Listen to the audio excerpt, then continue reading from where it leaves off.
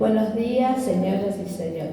Es un placer que hoy estén acá acompañando a nuestra rueda. La verdad que estamos muy contentas de recibirla. Nos ponemos todos de pie para saludar a las banderas.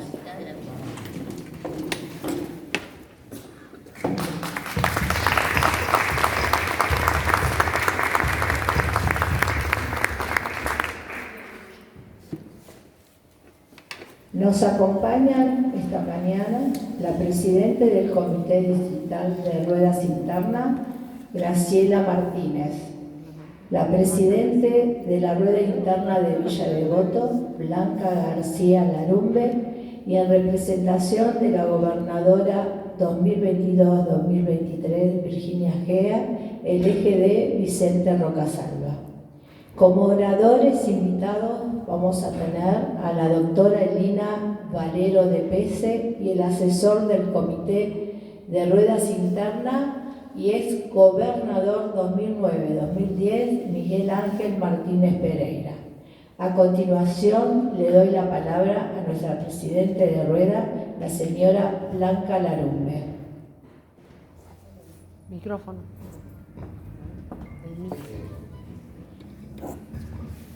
Prefiero este. Bueno, bienvenidos amigas y amigos.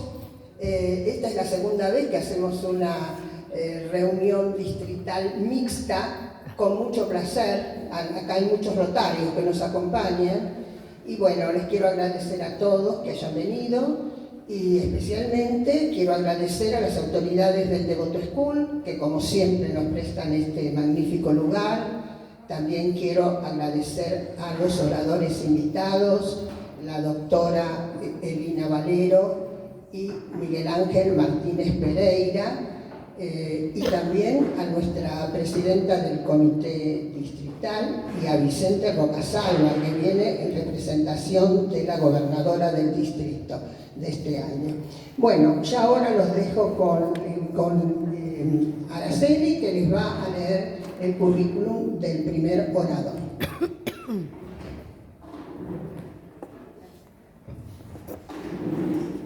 Bueno, nuestra primera oradora va a ser la doctora Elina Valero de Pese, que nos hablará del doctor René Favaloro desde su experiencia de trabajo con él durante 23 años. Lina, te quiero decir que realmente te considero una gran amiga y me enorgullece leer este currículum. Graduada en la Universidad de Buenos Aires como médica y cardióloga, realizó su entrenamiento de electrofisiología en la Pitié-Salpêtrière, París.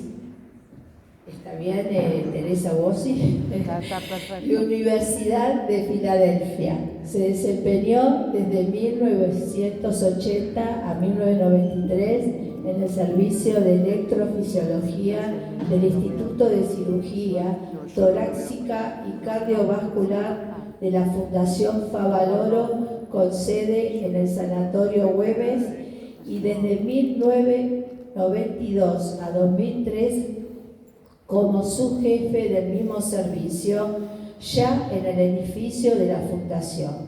Desde 2001 al 2006 en el Instituto Fleming. Miembro de numerosas sociedades científicas de nuestro país y el exterior. Miembro titular de la Sociedad Argentina de Cardiología. Miembro de la Federación Argentina de Cardiología y de la Sociedad Argentina de Estimulación Cardíaca. Magíster en Ética Biomédica, Universidad Católica Argentina.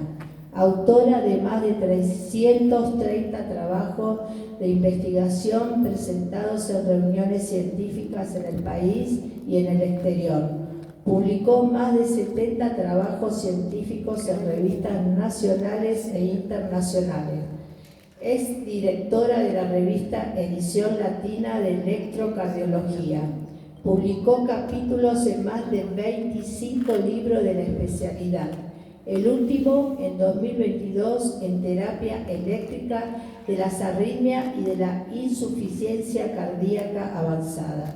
Es editora y coautora de los libros tratamiento eléctrico de las arritmias, resincronización cardíaca y arritmias ventriculares graves y muerte súbita. Primer premio de medicina 1971-73 y primer premio de medicina 1975 Fundación Jarolaski. Primer premio mención clínica médica Lomas de Zamora 1976.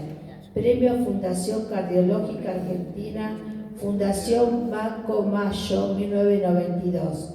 Premio Bienal Catalina B. de Barón, Confederación Cordic 1993. Premio Vocación Académica 2001. 27ª Feria Internacional del Libro de Buenos Aires.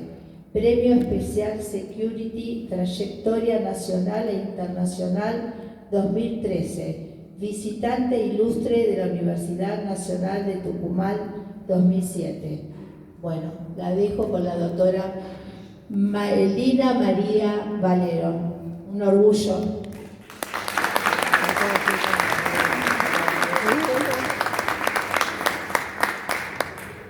Gracias por tan extensa presentación. Yo saqué algo que tenía hecho y le dije a Blanca, cortala un poquito para no aburrirlo. Bueno, les cuento lo siguiente. Cuando Blanca me convoca para esta reunión, que realmente me honra estar aquí, yo dije, pero voy a hablar de René. Todo el mundo conoce la vida, y que Jacinto Arauz, y que se fue, y que vino. Me pareció que era un poco aburrido. Pero como habíamos hablado con las chicas en algunas reuniones de hechos más personales, pensamos que era mejor contarles cómo fue que vivimos nosotros los 20 años que trabajamos al lado de él. Porque eso me parece que es mucho más humano. Y habiendo trabajado con él tantos años, saber que a él le gustaba eso de la humanidad en la relación. Nosotros éramos médicos en el Hospital Israelita de Buenos Aires. Si bien no pertenecemos a la colectividad, habíamos estado atraídos allí porque el doctor Berkonsky, seguramente alguno de ustedes tuvo la atención de algún familiar mayor de Cosio o de Padilla. Berkonsky, Cosio y Padilla fueron los tres héroes, diría yo, que fundaron la Sociedad Argentina de Cardiología. A nosotros nos atraía trabajar con Berkonsky, trabajamos en ese servicio, que fue por otra parte un servicio que tenía un importante bioterio, es decir, se podía hacer toda la parte experimental, así que desde estudiantes llegamos allí. En el año 79 hay en el mundo un boom del tratamiento de las arritmias. Las arritmias se estudiaban desde muchísimo antes, desde el comienzo de la vida del hombre, pero realmente allí se empezó a conocer bien las características de la arritmia. Y en el 79 empezaron a tratarse desde el punto de vista del cateterismo y de la cirugía. En ese momento nosotros organizamos el primer simposio de arritmias de la Argentina, que se hizo en el mismo Hospital Israelita. Y vino un médico uruguayo que estaba trabajando en Tel Aviv, un médico español y un médico francés que nos invitó a su servicio. En ese momento en el hospital se dice que llega una donación muy importante y que se van a hacer nuevas salas de cirugía. El hospital ya tenía una bomba corazón-pulmón. Entonces nosotros nos entusiasmamos, aceptamos la invitación de París y nos fuimos para allá. Nosotros dos, Ricardo, que siempre trabajamos juntos, Ricardo y yo, nos llevamos nuestra nena que tenía 2 años y mi madre para que nos ayudara a cuidarla. Y allá partimos a estudiar. Bueno, hicimos toda nuestra experiencia y cuando volvimos en el año 80, imagínense, todavía en esa época no teníamos los smartphones y todo eso, así que llegamos y gran sorpresa nos enteramos que, como ocurre muchas veces en nuestro país, la donación había ido a otro lado, había ido a un estudio experimental mucho más básico, o sea, lo nuestro, nada, nos habíamos preparado para nada. Imagínense la depresión. Pero en ese momento el jefe del servicio era el doctor Carlos Nicholson, un hombre que además de ser un excelente cardiólogo, era un excelente ser humano. Y dijo, no, ustedes no pueden perder eso. Fue un esfuerzo personal, un sacrificio y un esfuerzo económico. Vamos a ir a hablar con alguien que le puede interesar, y que es René Favaloro. Nosotros dijimos, a nosotros no nos conocía nadie en ese momento. René Favaloro nos va a aceptar a trabajar con él. Bueno, allá fueron los dos a hablar con René. René era un hombre muy entusiasta y él iba a todos los congresos, así que estaba muy bien enterado de los nuevos tratamientos que se proponían para tratar las arritmias por cateterismo y por cirugía. Así que rápidamente dijo, sí, se vienen a trabajar conmigo. Entonces, en esa época, la fundación no existía, el edificio que ustedes conocen. Estamos trabajando en el Sanatorio Güemes. Van a trabajar la parte de los humanos, que era la parte de cateterismo, que ya estaban haciendo toda la parte coronaria. Ustedes van a poner allí lo de electrofisiología con el doctor Luis de la Fuente, que la semana pasada cumplió 91 años y sigue trabajando. Y van a hacer la parte experimental en el edificio que tenemos en la calle Solís. La fundación que ustedes ven por la calle Belgrano tiene atrás, en la calle Solís, otro edificio, que ahora es la universidad. Pero en aquellas épocas era donde se preparaba toda la parte de trasplante cardíaco. Allí se operaban vacas, que traía el mismo doctor de su campo, vacas, ovejas, cerdos, conejos, perros. Y allí íbamos a poner a punto nuestra técnica con su jefe de cirugía, que era el doctor Ernesto Weisberg. Allí había montado un quirófano y trabajábamos con los animales para poner a punto la técnica que íbamos a emplear en los humanos. ¿Cómo era en ese momento la Fundación Favaloro? En ese momento estaba trabajando en el Güemes. ¿Y cómo era eso? Eso era un lugar donde había 3 o 4 quirófanos que se reunían en una salita, y la parte de hotelería la solventaba la Fundación Güemes. La parte médica de los honorarios nuestros los poníamos nosotros. Y el material, imagínense, las válvulas, que eran muy costosas, material importado, tratábamos de que se pusieran por parte del Estado o de las obras sociales. Así, todo el mundo que no tenía muchas posibilidades de operarse, podría allí operarse. Se operaba a todo el mundo. Favaloro había vuelto de Cleveland en el año 71. Realmente había sido un esfuerzo tremendo y una situación de desprendimiento muy grande. Su esposa, Antonia Raffaeli, no quería venirse, estaba muy bien allá. Tenían una casita, Favaloro plantaba sus tomates y sus hierbas aromáticas ahí en su jardincito y todo estaba muy tranquilo. Sus compañeros le decían, vas a cambiar un Cadillac por un Forte. Y Favaloro les contestaba, ese Forte es mi país y yo a él me debo. Yo quiero volver a atender a mi gente y lo que hice, me sacrifiqué y expuse, quiero usarlo para ello. Así que así fue como se vino a Buenos Aires, donde tenía ya la oferta del doctor Effler, que trató en muchas formas de tentarlo, y tenía una oferta de ganar $1 millón por año. Imagínense que les estoy diciendo que se vino en el año 71. Pero de todas maneras el Güemes organizó y ordenó las cosas para que Favaloro estuviera más cómodo. Y allí había 4 quirófanos que se comunicaban con una sala central. Se comunicaban con una sala central donde se cambiaban los médicos, se lavaban y se cambiaban con la ropa que era solo la ropa de quirófano. Porque todos llegábamos a la fundación, nos sacábamos la ropa de calle, nos poníamos un ambo y después nos poníamos la ropa de quirófano que se usaba para el quirófano. Era de color naranja, muy buena para que cualquiera viera quién era que andaba con la ropa especial para quirófano fuera de lugar. Así que eso, Favaloro era muy chinche, muy protestón, muy enérgico. Así que había que cumplir y cumplir. Él aceptaba gente de todo el mundo. Vinieron médicos del interior, la mayoría de los cirujanos de nuestro país se formaron allí. Venían médicos del interior, venían médicos de los países limítrofes, de Estados Unidos, de Europa. Hasta tuvimos una médica becaria de China, con eso les digo todo. Un día se estaba operando. Allí se operaban entre 10 y 12 pacientes por día. Era una locura de cirugía. Entonces, ay, gracias. Entonces, Uno de esos días, imagínense que había problemas. Todo no era fácil, todo no era la rutina y sigamos los puntos del protocolo. Porque la sangre que tenía que cebar la bomba había llegado un poco más tarde, porque el bombero se había atrasado, porque, imagínense, era un equipo importante que operaba al paciente, no solo él que iba a hacer el puentecito, además los que habían preparado las válvulas y demás. Y un día hubo un lío tremendo.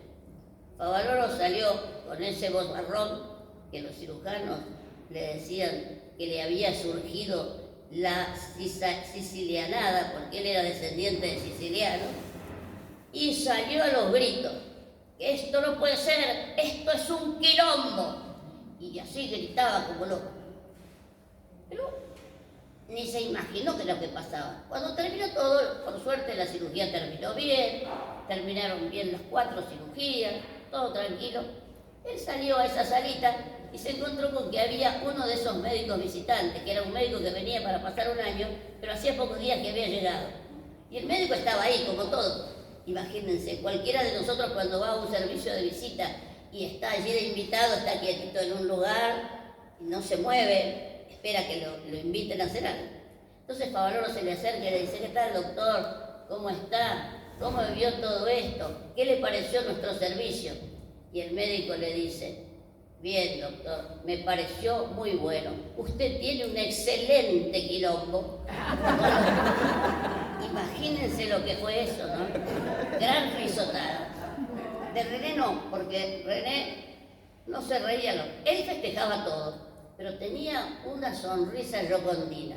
Él se reía así de costadito, así, pero se quedó tremendamente sorprendido y rápidamente le explicaron al médico qué era lo que había dicho Favaloro, qué era lo que había pasado, y ahora sí podía decir su opinión sobre el trabajo. Él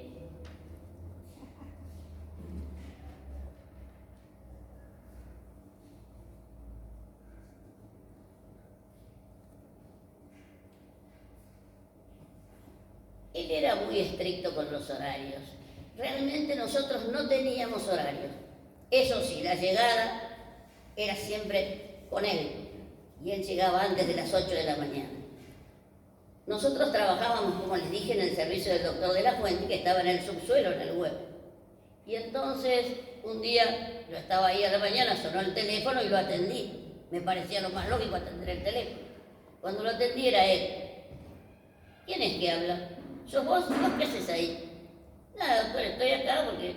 ¿Dónde está la secretaria? La secretaria no llegó. Mira, te voy a pedir un favor. Decirle a la secretaria en cuanto llegue que me llame, que yo necesito hablar con ella. Ya había surgido el volcán. Ya estaba a los gritos frenéticos.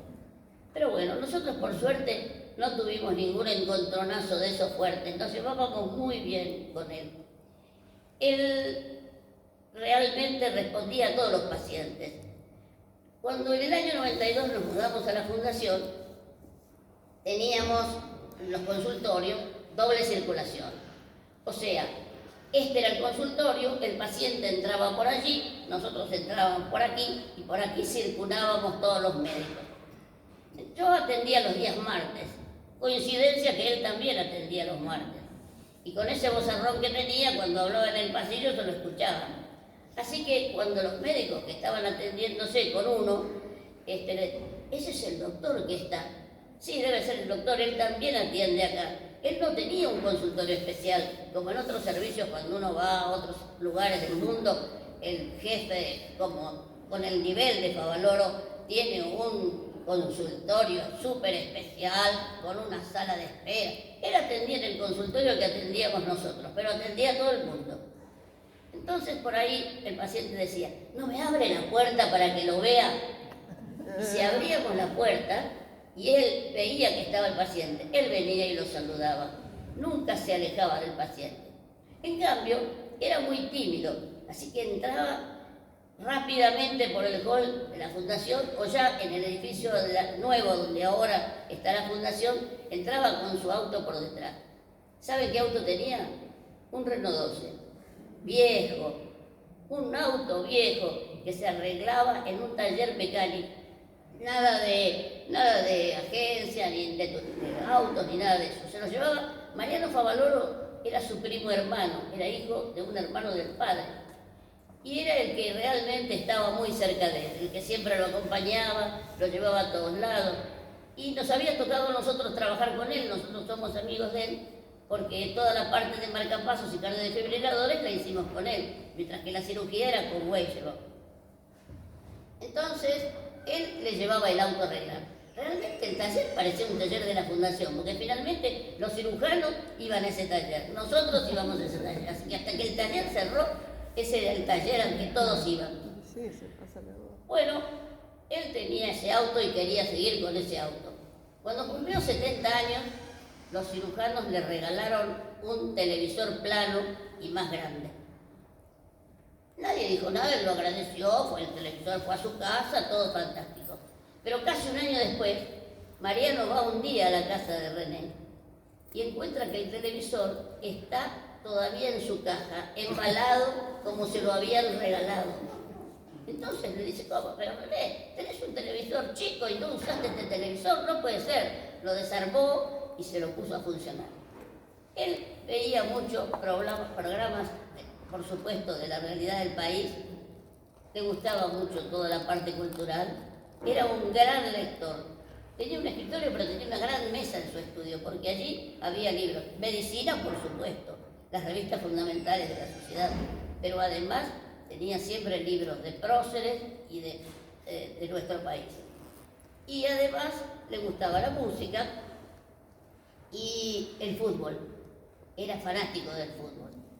Cuando Gimnasia y Esgrima, y sobre todo de Gimnasia y Esgrima, y era amigo de Greenwald. Cuando Gimnasia y Esgrima casi es campeón, porque tenía que jugar con Independiente, él estaba eufórico. Tanto estaba que fíjense que terminó de operar y se fue a La Plata, porque sabía que estaba el equipo, ¿cómo se llama? Entrenando, no. Concentrado. Estaba el equipo concentrado y se fue a la concentración, porque tenía que darle fuerza, porque ese equipo tenía que ganar. El equipo perdió. Ni se imaginan lo que fue el lunes. Gran bronca en el quirófano. ¿Cómo? 1-0, pero mira cómo Así que, gran problema. Sin embargo, él, cuando el quirófano estaba tranquilo, además de hablar de lo que ocurría y lo que había que hacer, porque ya les digo, eran varios equipos que trabajaban, hablaba de fútbol, le gustaba mucho el fútbol, hablaba también de fútbol americano y cantaba tangos, tarareaba, y ¿saben de qué hablaba? De una cosa que le gustaba, las recetas de cocina. Sobre todo su receta fundamental era la del matambre, porque el matambre siempre le salía bien y terno. Así que era un fanático del matambre y de la receta del matambre. Cuando estaba tranquilo, el quirófano era una suerte. Cuando se ponía mal, no, porque realmente se enojaba mucho y era verdaderamente un volcán del cual era preferible estar lejos porque no sabíamos lo que pasaba. Él sabía todo lo que nos pasaba a todos nosotros. Miren que llegamos a ser casi 200 médicos, pero él sabía todo lo que pasaba.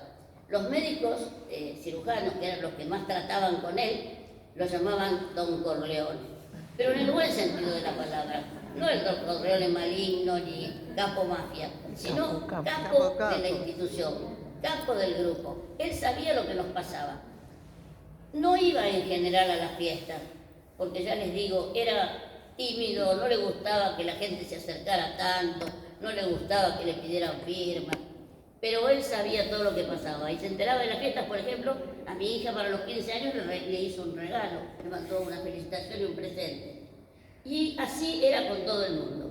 Y una vez hasta se enteró que un matrimonio andaba con ciertos problemas y trató de ayudarlos y solucionar la cosa. Así que verdaderamente, por eso era el nombre así de capo mafia, pero era de una mafia benigna, de una mafia buena. Él siempre estaba en favor de la ética y de lo que debía hacerse como correspondía. Realmente trabajaba todo el tiempo. Nunca teníamos hora de salir, absolutamente. Podíamos salir a las 6, a las 5, a las 4, a la hora que fuese. Y cuando nosotros cumplimos los 1000 procedimientos, dijimos, tenemos que festejar. No puede ser que no se sepa en el servicio, ¿no? Que hicimos 1000 procedimientos. Era una cosa importante. ¿Y qué podemos hacer? Por supuesto que plata no teníamos. Plata allí, no se hable de plata porque eso no había.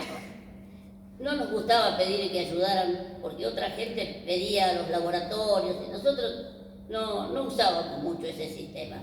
Había gente que se acercaba, pero no usábamos mucho ese sistema. Entonces decidimos, nosotros dos, ayudados por las enfermeras de esa área donde trabajábamos, hacer un desayuno. El desayuno no molestaba el trabajo, porque era la hora que llegábamos, así que eso estaba bien. Llevamos leche, chocolate, café, yo hice unos budines y unas masitas, y invitamos a todo el mundo a tomar un desayuno. Por supuesto que había que avisarle al doctor, porque saben que él era el doctor. Nosotros todos, en esa época, en la fundación, todos éramos cardiólogos, pero el único que era el doctor era él, ¿no? Era él. No hacía falta poner el apellido. ¿No se escucha? Hay audio. Yo no toqué nada, juro. Se fue el audio. Hola. Ahí está. Entonces, el doctor era él. Cuando se decía, no, porque me avisaste al doctor, no hace falta decir nada, era Favaloro. Ese era el doctor. Así que fuimos a decirle al doctor que se nos había ocurrido. Y dijo, pero es una cosa costosa eso, ¿qué van a hacer? No, doctor, lo vamos a poner nosotros. Vamos a comprar unos vasitos descartables y vamos a traer la leche, unas jarras, todo, y lo vamos a hacer nosotros. Y por otra parte, vamos a decirles que vengan a tomarlo cuando lleguen a la fundación, cosa de no interferir con la tarea.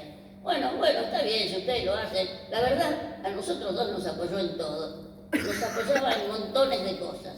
Ahora les voy a contar algo de los aparatos. Y entonces, bueno, así salimos nosotros. Al día siguiente aparecimos con la leche y todos los cachivalos para hacer el desayuno.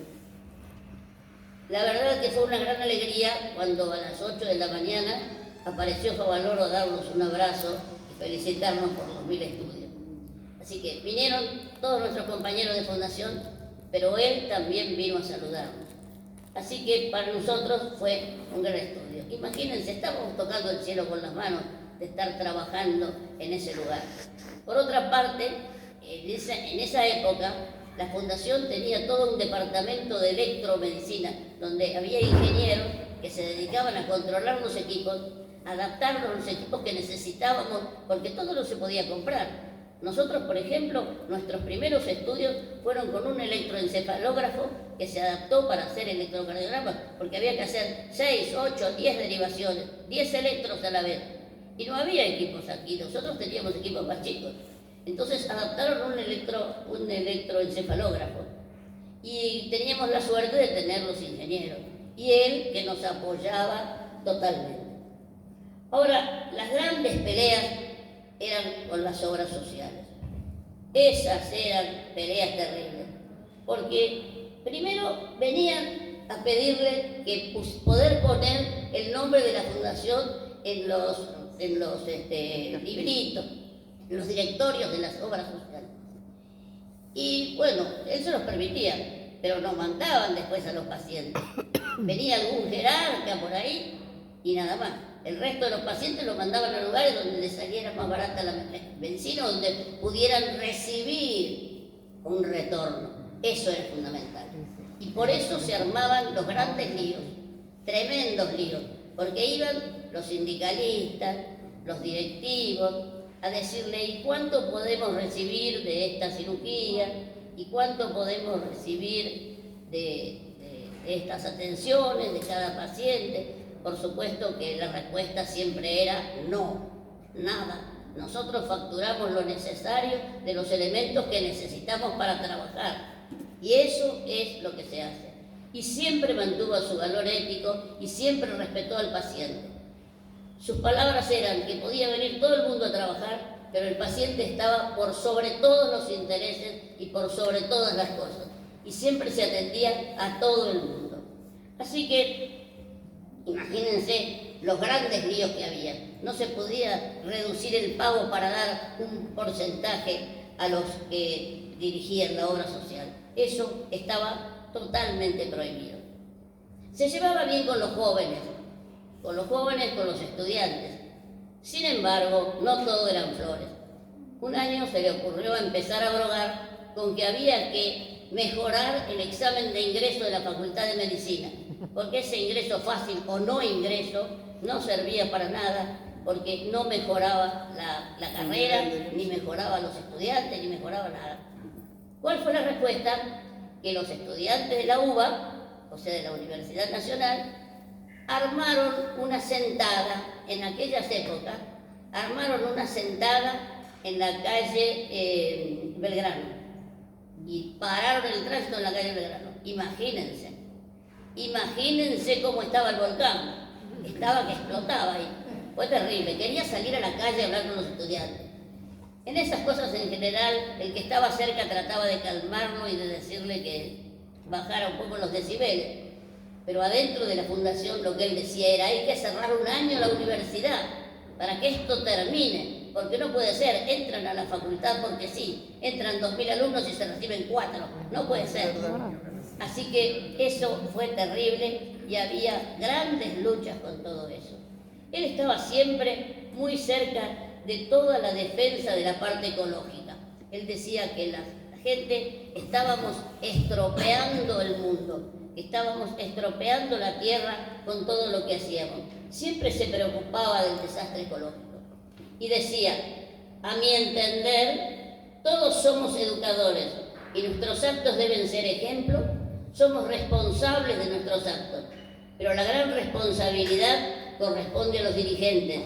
Y en su libro Recuerdo de un médico rural dice: si resurgiera San Martín, caparía a lo paisano a varias generaciones de mandatarios. Él decía siempre: a mi entender. Ustedes fíjense cuando ven esas cosas que ponen, él siempre decía: a mi entender. Nunca decía: yo pienso tal cosa, ni yo hago tal cosa. Él decía: a mi entender. Y siempre decía: nuestro equipo. Así que siempre estaba así ampliamente hablando de todo el mundo. Ya avanzados los años, en una reunión, porque él estaba en el American College of Cardiology, que era el colegio americano de cardiología, había como un hall de la fama, y por supuesto que él estaba de la Argentina, el único, Favalor. Entonces estaban nominados sus libros, sus fotos y toda su trayectoria. Entonces, un año lo invitan a dar una conferencia en el aula magistral de esa reunión. Ahí estábamos, todos los argentinos habíamos ido. Nosotros en la fundación éramos miembros de la Sociedad Americana de Cardiología. Así que fuimos a esa reunión. Él habló del tema médico que le habían indicado y cuando pasaron unos minutos le dijeron que había terminado su tiempo.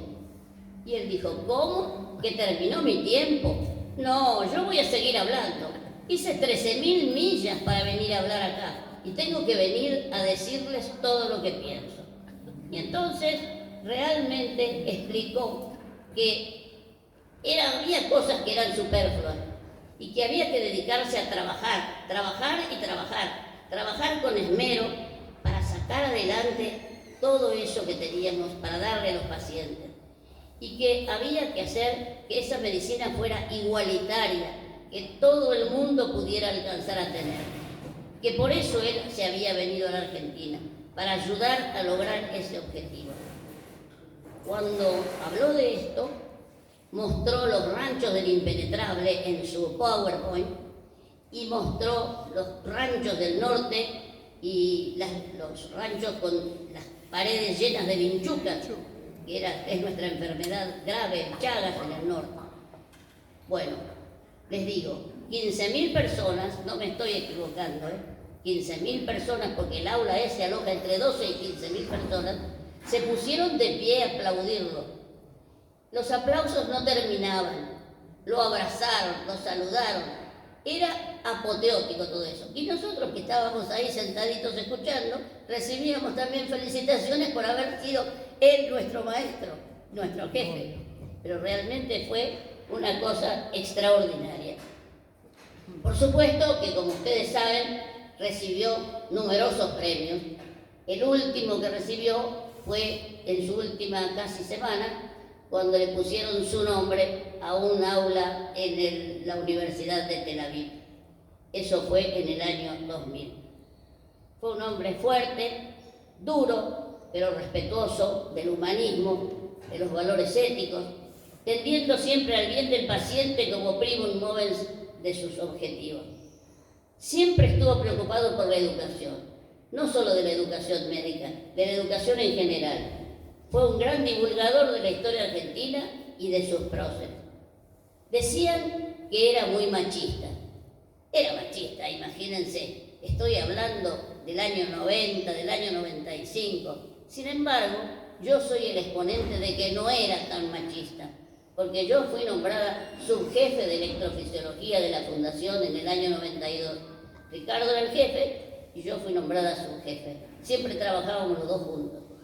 Y más tarde fui nombrada integrante del comité de ética. De manera tal, y además uno de los médicos que les preparaba a los pacientes para estudiar también era la doctora Segura, que también era una mujer.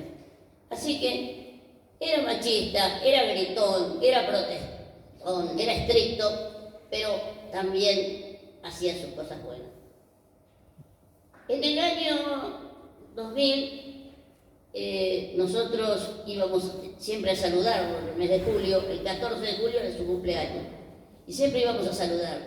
En el año 2000 no pudimos saludarlo porque no estaba. Era cuando se había ido a Tel Aviv a recibir esa donación, ese reconocimiento. Y entonces le dijimos a Graciela, que era su vieja secretaria desde que empezó, desde que vino a la Argentina, que nos avisara cuando llegaba, que queríamos ir a saludar. Bueno, pasó una semana. El día 24 de julio nos llama Graciela. Ricardo estaba en consultorio externo y yo estaba haciendo un estudio electrofisiológico. Y dice, el doctor quiere que vengan a verlo. Bueno, pero quiere que vengan los dos juntos. Bueno, entonces tienen que esperar un poquito que termine el estudio, que Ricardo está en consultorio y vamos. Y allí fuimos, dijimos, imagínense, nunca habíamos tenido grandes problemas con él, pero ¿qué pasará que nos quiere ver a los dos juntos? Bueno, allá fuimos. Tuvimos la más maravillosa de las reuniones con él. Estuvimos como 2 o 3 horas sentados allí charlando, hablando de 1500 cosas, de cosas de él, de su vida privada que nos contó. Por ejemplo, que recién estaba sacando la ropa de Tony de su placar, hacía 3 años que ella había muerto, porque realmente no había tenido valor para sacar su ropa del placar. Y como eso, un montón de cosas nos contó. Bueno, salimos contentos, pero además de eso, por supuesto que nos habló, ahora que está tan de boga, que tenía problemas económicos, ya sabíamos que había problemas económicos, pero nunca se dejaron de pagar los sueldos, como se dice ahora en todos los diarios. Y además que tenía pensado hacer el hotel en donde estaba la cabaña, porque él quería hacer una cosa similar a lo que era la Cleveland Clinic. En Cleveland uno iba, se operaba, hacía lo que tenía que hacer, y ¿cómo se recuperaba? No se iba a recuperar a su lugar. Y por otra parte iba gente de todo Estados Unidos. Entonces se quedaban en un hotel que había allí, incluso había un comedor donde se podía almorzar. Nosotros cuando estuvimos en la Cleveland Clinic trabajando, íbamos a comer también a ese comedor porque no había otra cosa. Por otra parte, la ciudad no es muy hospitalaria que digamos, Cleveland. Por lo menos no era cuando nosotros fuimos. Y ahí ustedes iban a comer y se encontraban con que estaban los pacientes en su silla de ruedas, con sus sueros. Era todo. Y él quería hacer eso en donde estaba la cabaña. Así que todos esos proyectos nos los contó ese día.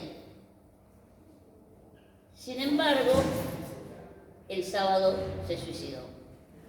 Nunca pensamos que era la última vez que lo íbamos a ver. pero así fue. Creo que les conté algunas anécdotas del doctor. Creo que lo verán como lo humano que era, durísimo, protestón, pero muy bueno y con muy buenos sentimientos. Y sobre todo, respetando al paciente. Cuando nosotros llegamos a Fundación en el año 92, vinieron médicos de otros lugares y no estaban acostumbrados como nosotros, que ya estábamos trabajando con él en la Fundación Favaloro y trabajamos primero en el Hospital Israelita, donde también se seguían los mismos principios. Entonces venían y destapaban al paciente y después seguían hablando de lo que pasaba y el paciente estaba ahí destapado, cosa que nosotros no aceptábamos de ningunísima manera. Así que eso que parece una pavada es muy importante y todo eso se cuidaba cada día. Así que los grititos y las protestas porque no había llegado a las 8 menos cuarto no importaban mucho. Me olvidé de contarle algunas otras cositas, pero quedan para la próxima vez. Muy bien.